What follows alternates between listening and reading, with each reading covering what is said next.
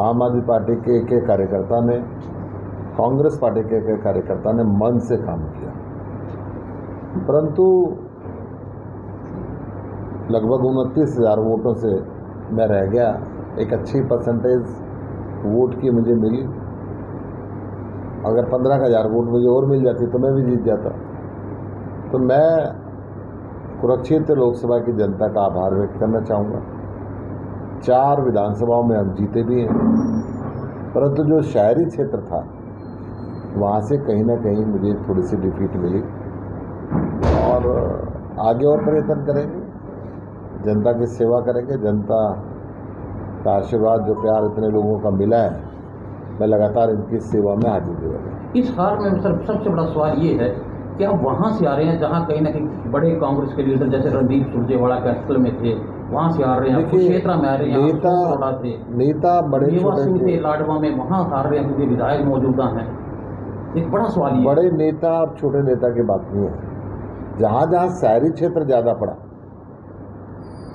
वहाँ से मुझे किसी नेता के कार्य के ऊपर कोई आपत्ति नहीं है, क्योंकि सब ने, मुझे लगता है कि पूरे मन से काम किया। मैं ये बात और के कार्यकर्ता को दी गई और सब ने मिल के चुनाव लड़ा। इस चुनाव के अंदर 5 लाख से ऊपर लोगों ने झाड़ू को पहचाना, झाड़ू के सिंबल पर वोट दिया। मैं उनका शुक्रिया देता हूँ। अनुराग ढांडा ने आरोप लगाया कि जो थानेसर का जो आपका काफ़ी मजबूत माना जा रहा था, वहाँ से अशोक अरोड़ा की कमी रही, तो सीधा उन्होंने अटैक अशोक अरोड़ा पे किया कल बकायदा प्रेस कॉन्फ्रेंस। जबकि अशोक अरोड़ा से बातचीत की गई, उन्होंने कहा कि मैं तन मन धन से गुप्ता जी के साथ रहा। 100% वो मेरे साथ रहे। मैं इस बात से बिल्कुल भी सहमत। किसी लीडर की कमी नहीं मानेंगे? किसी की कमी नहीं थी, कार्यकर्ता की भी कमी नहीं थी, लीडर की भी कमी नहीं थी। तो सर खामी क्या रही? क्या मंथन करेंगे कि इस पर या कुछ ऐसा? देखिए, पूरे देश के अंदर अगर हम आंकलन करते हैं तो शहरी वोटर इंडिया गठबंधन के साथ कंपैरेटिवली कम था और देहात का वोटर ज़्यादा था, अगर पूरे देश का हम आंकलन करते हैं। उत्तर विधानसभा की क्या तैयारियां रहेंगी अब आगे? विधानसभा 90 के 90 लड़ेंगे, पूरी ताकत के साथ लड़ेंगे। आम आदमी पार्टी अपनी पूरी तैयारी के अंदर है और बाकी जो हमारे राष्ट्रीय नेता हैं वो तय करेंगे। सुशील गुप्ता लड़ेंगे विधानसभा। गठबंधन को लेकर सुशील गुप्ता विधानसभा लोकसभा का चुनाव लड़ने के लिए भी राष्ट्रीय नेतृत्व के आदेश पे आया था। सुशील गुप्ता ने कभी इच्छा व्यक्त नहीं की थी कि मैं ये चुनाव लड़ूंगा। अगर लड़ाएंगे तो लड़ेंगे। मैं आम आदमी पार्टी का सिपाही हूँ। आम आदमी पार्टी का राष्ट्रीय नेतृत्व जो फैसला लेगा वो सोच समझ के। तो गठबंधन में आप लड़ेंगे या गठबंधन में लड़ेंगे? ये फैसला भी राष्ट्रीय नेतृत्व का, मेरा नहीं हो सकता। आप कह रहे हैं 90 की 90 सीटों पे लड़ेंगे? हमारी तैयारी है। हमारे जैसे 7 के 7 लोकसभा सीटों पर भी तैयारी थी, मैंने पहले भी कहा। और दिल्ली के अंदर, हरियाणा के अंदर 10 पे थी, पंजाब में 13 पे थी। हमारी तैयारी थी, हम तैयारी को मना नहीं कर रहे, परंतु ये फैसला अंतिम में दोनों दलों के राष्ट्रीय नेतृत्व का फैसला है कि कैसे वो आगे भविष्य में क्या देखें। गुप्ता जी, राम का मुद्दा बनाया गया था, राम को लाया है, हम उनको लाएंगे। अयोध्या मेन राम की सीट थी, वो खुद हार गए थे, क्या करना चाहिए? देखिए, भारतीय जनता पार्टी का घमंड इसमें चूर हुआ है। आज जो नरेंद्र मोदी और मोदी सरकार बोलते थे, आज वो बार बार एनडीए बोलने पर मजबूर है। बहुमत से वो दूर रहे हैं। जनता ने उनको एक सबक दिया है और ये सबक धीरे धीरे आगे और बढ़ेगा। गुप्ता जी, एक क्वेश्चन ये है कि 5.25 लाख वोट कम नहीं होता, बहुत बड़ा वोट बैंक है जो आपको मिला। इसमें हाथ आप झाड़ू का ज़्यादा मानते हैं या कांग्रेस का ज़्यादा मानते हैं? दोनों का ही साथ है। देखिए, सिंबल लोगों ने झाड़ू का चुना है, यहाँ पे झाड़ू को वोट दी है। तो मैं ये कहता हूँ कि ये गठबंधन का सच्चे रूप में धर्म निभाया गया है। आपका जो विजन था कुरुक्षेत्र को लेकर चलने का, विजन अभी रहेगा? बेशक हारे नहीं। हाँ, बेशक मैं आज भी इस बात पे कायम हूँ कि कुरुक्षेत्र वो क्षेत्र है जहाँ पे भगवान श्री कृष्ण ने खुद गीता का उपदेश दिया। गुप्ता जी, जहाँ पे ब्रह्म सरोवर की स्थापना ब्रह्मा जी ने की, इसको अंतर्राष्ट्रीय स्तर का धार्मिक पर्यटन स्थल बनना चाहिए ताकि यहाँ के लोगों को रोज़गार मिल सके, यहाँ के लोगों की आय बढ़ सके। यहाँ पे इतने साल होने के बाद भी एक भी गवर्नमेंट कॉलेज बॉयज़ के लिए नहीं है, पूरे ज़िले में हॉस्पिटल नहीं है, हर साल बाढ़ आ जाती है।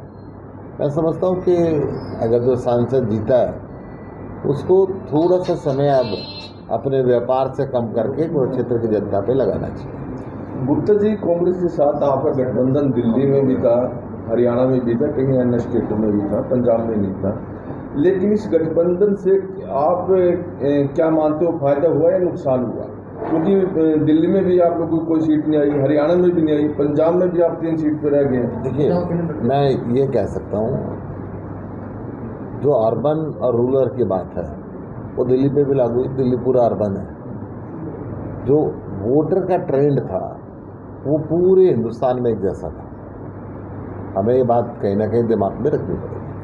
तो कुरुक्षेत्र में भी देखिए, कांग्रेस का एक ऐसा वर्ग था, उनका मानना था कि अगर सुशील गुप्ता यहाँ से चुनाव जीत जाते हैं तो विधानसभा चुनाव होंगे, आम आदमी पार्टी ज़्यादा सीटों पर दावा ठोकेगी और कहीं ना कहीं उनका खेल बिगड़ जाएगा। बहुत सारे कांग्रेसी कार्यकर्ताओं का यह मानना था। क्या इसका नुकसान हुआ आप लोगों को? ये पत्रकारों के मन की बात हो सकती है, परंतु मुझे एक भी नेता ऐसा नहीं दिखा जो मन से काम ना करे।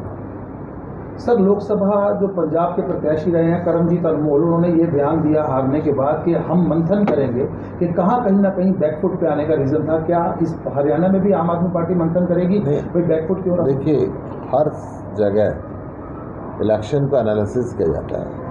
हरियाणा के अंदर भी बहुत जल्द हम अपने प्रदेश की कार्यकारिणी की मीटिंग बुला रहे हैं और उसमें मंथन करेंगे कि क्या थोड़ी सी वोटों से हम रहे तो क्या कमी रही और वोटें हम ले सकते थे, इसके अंदर कोई डाउट नहीं। गुप्ता जी, ऐसा नहीं लगता आपको कि चुनाव तो बड़ा प्रॉपर तरीके से चल भी रहा था, लेकिन लास्ट के 2 दिन कहीं ना कहीं अब ढीले पड़ गए और दूसरी भाजपा ने बड़ा तेज प्रचार रखा? क्योंकि एज ए पत्रकार मुझे ऐसा लगा कि लास्ट के 2 दिन थे वो शायद नहीं, वो कहीं ना कहीं नुकसान नहीं। लास्ट के 2 दिन हम बूथ मैनेजमेंट पे रहे और हमारा बूथ मैनेजमेंट बहुत बेहतरीन रहा।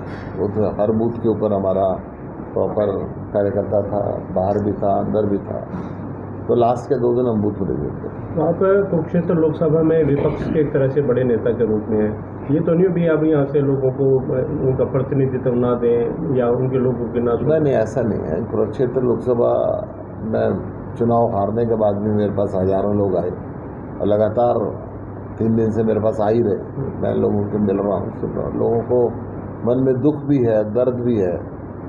लोग, बहुत से लोग कार्यकर्ता मेरे पास आके रोए भी, परंतु कार्यकर्ता ने जब कहाँ मिलेंगे सुशील गुप्ता? कुरुक्षेत्र रहेंगे या दिल्ली?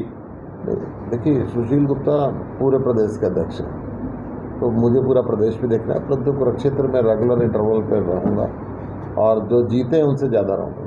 गुप्ता जी, आपने तकरीबन 2 महीने से अधिक प्रचार किया, पूरे जनता के बीच में रहे, हर विधानसभा क्षेत्र को 2-3 बार कवर करने का काम किया आपने।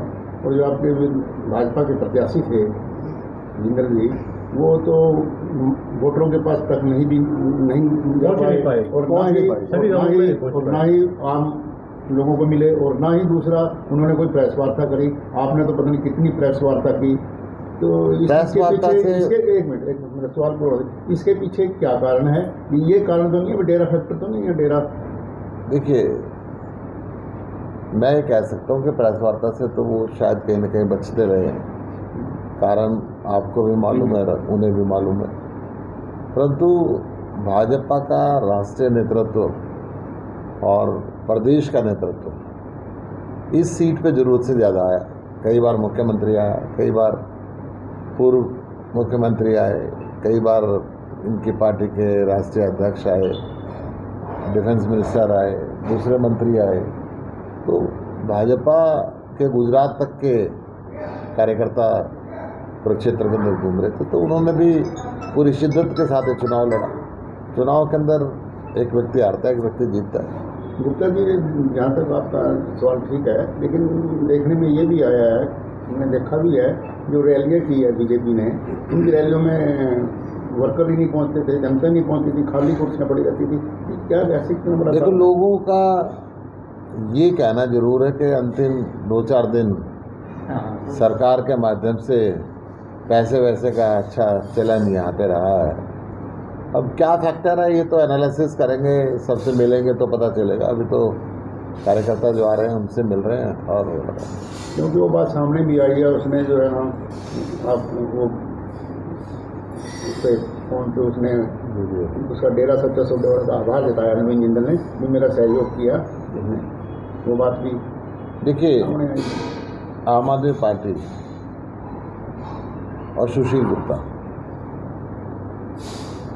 जनता को ही भगवान मानते हैं, जनता के पास हम गए और जनता का प्यार मुझे खूब मिला। अंत में क्या संदेश रहेगा सर? अंत में संदेश ये रहेगा कि कार्यकर्ता पूरी हिम्मत से डटे रहें और ये परिवर्तन का समय चल पड़ा है। आज पूरा देश इस परिवर्तन को देख रहा है। भारतीय जनता पार्टी पहले से बहुत कमज़ोर हुई है। आने वाली विधानसभा के चुनाव में यहाँ से उनका सफाया निश्चित है। गुप्ता जी एक कारण और भी है, जैसे यहाँ के जो स्थानीय वर्कर थे आप पार्टी के, उनकी अनदेखी हुई है, उनको आगे जिम्मेवारी नहीं दी गई इतनी। देखिए आम ये आदमी भी बातें पार्टी सामने आई भी, दूसरे बाहर के दूसरे प्रदेशों के लोग कहीं इधर उधर से, कोई बॉम्बे से, कोई दिल्ली से, कोई महाराष्ट्र से आके वो यहाँ, जब उनका कोई यहाँ पे भौगोलिक स्थिति वो जानते तक नहीं मैं थे। आपको ये बता दूं, ना तो हमने कोई महाराष्ट्र से एक भी वर्कर बुलाया, ना दिल्ली से भी एक वर्कर बुलाया, परंतु हरियाणा प्रदेश था, हरियाणा में हमारी एक ही सीट थी, तो हरियाणा के कार्यकर्ता जरूर आए थे और लोकल कार्यकर्ताओं ने ही चुनाव संभाला है। मेरी तरफ अभी भी हमारे जिला अध्यक्ष बैठे हैं, लोकसभा अध्यक्ष बैठे हैं, सारी जिम्मेदारी इनके कंधे पे थी। Thank you. सवाल और अगर आप सर एक बिल पारित किया था कि जो कमज़ोर वर्ग के बच्चे हैं, आर्थिक कमज़ोर है, 10% का रिजर्वेशन उनको यूनिवर्सिटीज़ में मिलेगा और 10% का रिजर्वेशन नौकरी में मिलेगा। परंतु हरियाणा एक ऐसा अपवाद है जिसमें उन कमज़ोर वर्ग के बच्चों को यूनिवर्सिटी के अंदर वो 10% का आरक्षण नहीं दिया गया। हरियाणा सरकार ने नोटिफिकेशन भी निकाला था, फिर हरियाणा सरकार ने अपने नोटिफिकेशन को विड्रॉ किया। हाईकोर्ट ने भी ऑर्डर किया था जिसका अगेंस्ट हरियाणा सरकार चली गई। मैं ये अपील करना चाहता हूँ, जो रिजर्वेशन है वो जारी रहना चाहिए और 10% जो कमज़ोर वर्ग के बच्चे हैं उनको भी वो रिजर्वेशन मिलना चाहिए, ताकि कमज़ोर वर्ग का बच्चा अपनी पढ़ाई के लिए जो साधन संपन्न नहीं है, जिसके पास सुविधाएं नहीं है, रात को घर में पढ़ने के लिए लाइट नहीं है, कोई ट्यूशन का उसके पास प्रबंध नहीं है, उसको भी मुख्य धारा के अंदर दाखिला मिल सकता है।